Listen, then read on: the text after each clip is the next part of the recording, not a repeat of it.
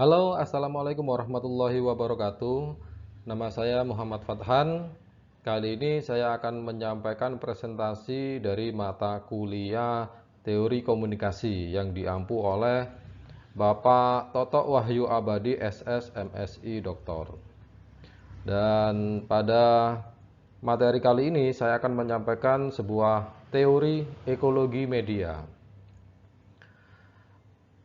Pembahasan pertama, teori ekologi media ini yakni saya ambil dari buku yang ditulis oleh Richard West dan Lynn H. Turner dengan judul Pengantar Teori Komunikasi, Analisis dan Aplikasi. Edisi kelima, buku kedua yang diterbitkan oleh Salemba Humanika tahun 2017. Pembahasan kali ini ada 6 pokok pembahasan dan yang ketujuh adalah integrasi kritik dan penutupan. Pembahasannya nanti tentang asumsi, tentang sejarah yang masuk akal, dan yang ketiga adalah medium, yang keempat adalah hot media dan cool media, yang kelima adalah tetralogi, dan yang keenam adalah Panji dari McLuhan, yakni dibawakan oleh Postman dan Merowitz. Pembahasan sebelum beranjak kepada pembahasan apa itu ekologi media, berikut pengertian dari ekologi itu sendiri, yakni ekologi merupakan kajian mengenai lingkungan dan pengaruhnya kepada banyak orang. Sedangkan ekologi media atau media ekologi, yakni kajian mengenai media dan proses komunikasi berpengaruh terhadap persepsi, perasaan, emosi, dan nilai manusia. Itulah pengertian dari ekologi, yakni sebuah kajian tentang lingkungan atau tentang media yang berpengaruh terhadap lingkungan. Masuk pada pembahasan pertama, di dalam teori ekologi ada beberapa asumsi. Oleh McLuhan dirangkum menjadi ada 3 asumsi utama. Yang pertama adalah media itu mempengaruhi hampir seluruh aspek dalam tindak tanduk masyarakat. Jadi kita tidak dapat menghindari bahwa pengaruh media dalam kehidupan, khususnya jika kita menggunakan konsep McLuhan, yang menjelaskan bahwa pembentukan media di mana kehidupannya merupakan suatu kesatuan dengan kemampuannya dalam menggunakan berbagai macam bentuk media dan teknologi. Jadi ini gabungan antara media dan teknologi yang memunculkan 3 asumsi. Ya, ini yang sekarang ini adalah merupakan asumsi yang pertama. Berikutnya masuk ke asumsi yang kedua, yakni media itu mempengaruhi persepsi kita dan mengorganisasi saya ulang, media mempengaruhi persepsi kita dan mengorganisasikan pengalaman-pengalaman kita. Para pengemuka teori ekologi media percaya bahwa media itu membantu untuk mengubah persepsi dan menata kehidupan kita. Seperti halnya yang ditulis oleh McLuhan, dengan dia menyatakan bahwa media itu cukup berperan dalam mempengaruhi persepsi kita tentang dunia ini. Misalnya apabila kita menilai bahwa Amerika mengalami penurunan moral, yakni kita lihat dari pemberitaan di beberapa media televisi yang mungkin saja saat itu sedang menyiarkan berita mengenai penculikan anak, penggunaan obat terlarang atau kehamilan di luar nikah. Sehingga persepsi yang muncul adalah Amerika sedang mengalami penurunan moral. Itulah asumsi dari media yang kedua. Dan yang ketiga adalah media itu mempersatukan seluruh dunia. Bisa kita lihat dari gambar ini merupakan komunikasi antar negara ya. Teori ekologi media telah memunculkan slogan yang populer, yakni media menghubungkan seluruh dunia. Jadi melalui media itu seluruh dunia bisa terhubung. Nah, McLuhan itu menggunakan frasa komunitas global atau global village untuk menjelaskan bagaimana media mempersatukan dunia dalam ranah politik, ekonomi, sosial, dan sistem kebudayaan. Jadi itulah asumsi dari ekologi. Pembahasan kedua yakni tentang membuat sejarah, yakni sejarah yang ada di dalam beberapa era dari perkembangan dari media itu sendiri. Dengan judul membuat sejarah media dan menjadikannya masuk akal. Jadi McLuhan itu menulis dan membaginya menjadi beberapa era, yakni era primitif, era baca tulis, era media cetak, dan era elektronik. Jadi McLuhan melihat dari perkembangannya di beberapa era tersebut. Kita melihat dari yang pertama di era primitif, ini zaman di mana tradisi bercakap-cakap menjadi alat utama komunikasi dan mendengarkan merupakan proses penginderaan utama. Jadi di masa primitif itu lebih dominan komunikasinya melalui bercakap-cakap ya antara satu orang dan orang yang lainnya, di mana indera yang paling dominan yakni indera mendengarkan. Jadi dengan mendengarkan kita bisa mengetahui ide atau gagasan yang disampaikan oleh komunikan. Itulah bentuk komunikasi di era primitif. Nah, beranjak pada era berikutnya ini yakni era baca tulis. Di mana zaman di mana tulisan menjadi bentuk komunikasi utama dan melihat merupakan proses penginderaan utama. Jadi lebih banyak komunikasinya melalui tulisan dan tulisan itu dalam bentuk wujud teks ya yang ditulis di kertas sehingga indera yang digunakan adalah melihat dan melihat serta mencerna. Jadi itulah era saat baca tulis. Nah, berikutnya mengenai era media cetak, bergeser. Kalau media tulis lebih identik dengan tulisan tangan, yang sekarang media melalui media cetak ya. Zaman dimana lebih mudah untuk mendapatkan informasi melalui media cetak dan melihat terus menjadi proses penginderaan utama. Jadi beda dengan yang awal tadi ya.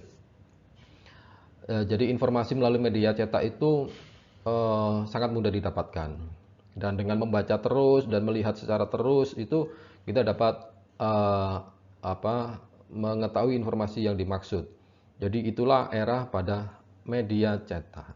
Yang terakhir adalah memasuki era elektronik, yakni zaman di mana media elektronik memengaruhi indera kita dan membuat masing-masing individu dapat terhubung satu dengan yang lainnya. Seperti kita ketahui bahwa media sosial saat ini sangat gencar digunakan oleh beberapa masyarakat sehingga mereka meskipun berbeda tempat bisa saling berinteraksi. Itulah era di mana era elektronik. Yang ketiga adalah medium merupakan pesan.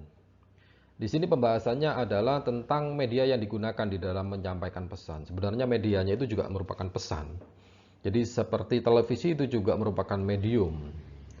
Kalau kita melihat berita di tahun 2001 ya tentang serangan teroris di kota New York yang dilakukan oleh sekelompok orang teroris ya. Dan banyak dari kita itu langsung menonton televisi dan tertegun dengan kengerian yang terjadi yang digambarkan oleh televisi. Bahkan kita tidak menyadari peran medium tersebut, namun lebih memperhatikan isi pesan atau berita yang disampaikan. Padahal medium yang digunakan adalah televisi. Sebenarnya melalui televisi itulah pesan-pesan itu disampaikan. Yang keempat, kita akan bisa mengetahui perbedaan mana yang hot media dan mana yang cool media. Di sini kalau yang dikatakan sebagai hot media yakni komunikasi dengan definisi tinggi yang menuntut sedikit keterlibatan dari pemirsa, pendengar atau pembaca. Jadi sedikit sekali keterlibatan pemirsa di dalam hot media ini. Dan apa saja contohnya? Yakni fotografi digital. Tentunya tidak banyak interaksi ya di dalam memperhatikan atau ketika kita melihat fotografi digital itu tidak banyak interaksi. Dan juga radio yang kita hanya bisa mendengarkan. Serta perkuliahan, film layar lebar, Twitter termasuk di dalamnya dan buku-buku itu juga merupakan hot media yang merupakan definisi tinggi ya. Jadi kita bisa mencernanya tanpa harus berinteraksi secara langsung. Itu merupakan hot media. Nah, yang cool media ya ini merupakan komunikasi dengan definisi rendah yang menuntut keterlibatan aktif dari pemirsa. Seperti Facebook kita bisa berinteraksi, seperti YouTube kita juga bisa berinteraksi ya. Jadi cool, secara cool ya interaksinya ya. Film, kartun, juga percakapan itu juga merupakan cool media. Dan yang kelima adalah sebuah lingkaran yang sempurna, yakni sebuah tetralogi. McLuhan itu melihat ini dari 4 pertanyaan sebenarnya. Apa sih yang dikembangkan oleh media dan apa yang membuat media menjadi usang dan apa yang membuat media dapat bangkit kembali serta apa yang media putar balikkan. Karena McLuhan melihat bahwa teknologi mempengaruhi komunikasi melalui teknologi baru. Sebagai akibatnya teknologi baru mempengaruhi masyarakat. Dan perubahan dalam masyarakat menyebabkan perubahan yang lebih besar dalam teknologi. Makanya itu McLuhan melihat bagaimana kondisi media pada masa lampau, pada masa saat ini, serta efek yang akan datang dari media. Seperti peningkatan, yakni hukum yang menyatakan bahwa media meningkatkan atau mengembangkan atau memperkuat masyarakat. Jadi kalau dia melakukan peningkatan terhadap media itu sendiri, yakni dia sedang melakukan peningkatan. Kalau kekunoan, yakni hukum yang menyatakan bahwa media membuat hal-hal lain atau sesuatu semakin lama semakin memudar dan ketinggalan zaman.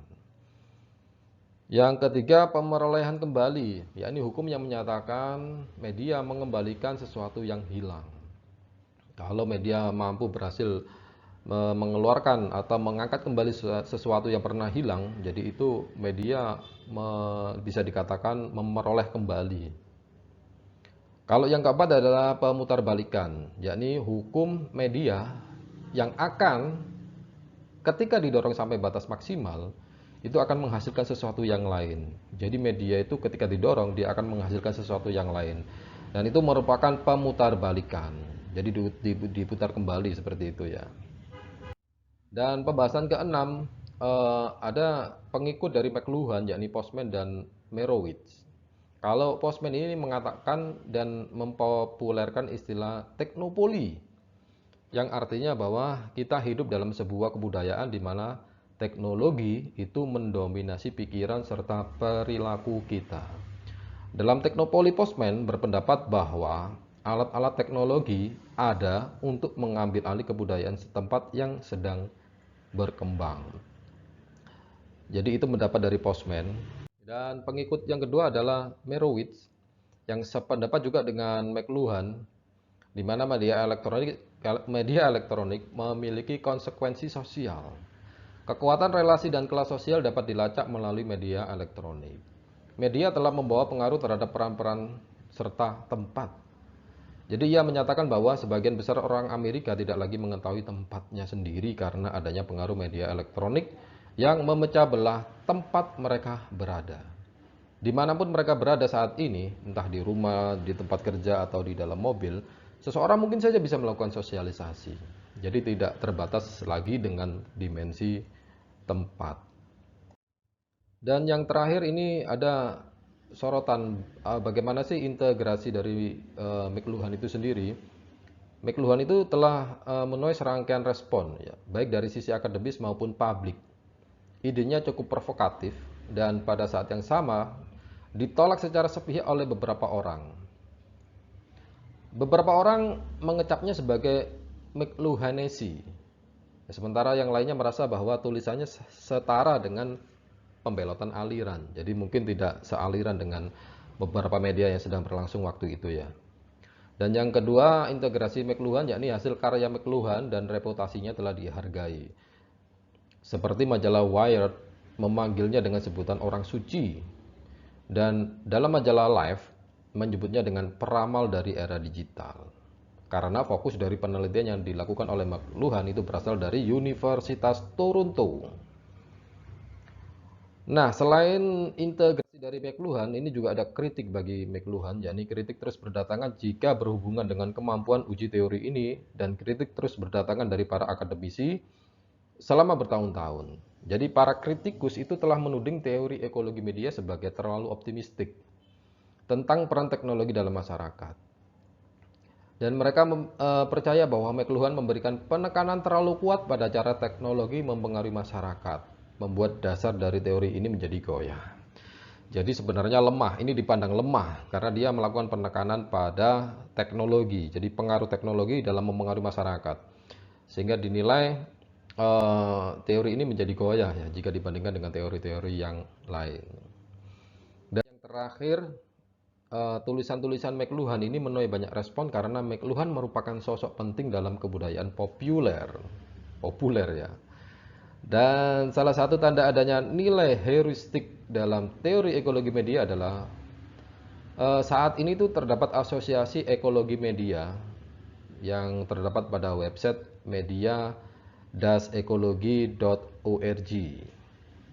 Organisasi ini dibangun dengan tujuan untuk mempromosikan teori, baik dari sisi praktis maupun teoritis, sehingga dapat memastikan bahwa teori tersebut dapat diaplikasikan. Para peneliti telah membicarakan McLuhan dan kontribusinya dalam berbagai akademisi, dalam berbagai bentuk. Akademisi telah memberikan pemaparan yang komprehensif mengenai teori dan telah menentukan siapa yang paling berpengaruh. Jadi itu merupakan presentasi tentang ekologi media, dan dapat kita artikan bahwa ekologi media itu merupakan kajian tentang perkembangan dari media itu sendiri di beberapa era, juga termasuk pengaruhnya terhadap masyarakat. Oke, demikian presentasi dari saya. Saya ucapkan terima kasih sudah memperhatikan presentasi ini, dan mohon maaf manakala ada kekurangan di dalam menyampaikannya. Demikian saya ucapkan terima kasih. Assalamualaikum warahmatullahi wabarakatuh.